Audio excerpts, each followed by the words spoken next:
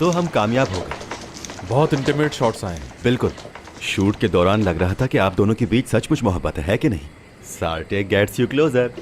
यार भाई, कमाल की कैंपेन हो गई है। सभी मोहब्बत करने वाले सोचेंगे काश हम भी इन दोनों की तरह आशिक होते। बात सुनो, मेरे पास भी तुम्हारे बहुत से सीक्रेट्स हैं। अगर मैं रिकॉर्ड लगाने पर आ गया ना तो तुम परेशान हो जाओगे।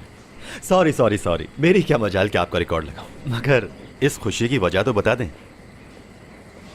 और क्या बात हो सकती है? कामयाबी?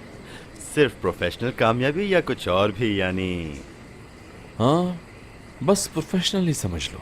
नहीं भाई साहब, देखें, हम उड़ती चिड़िया के पर गिन लेते हैं, कोई तो और बात भी है। अब मुझसे भी छुपाएंगे क्या? टूवल ने एक बात बताई मुझे। क्या?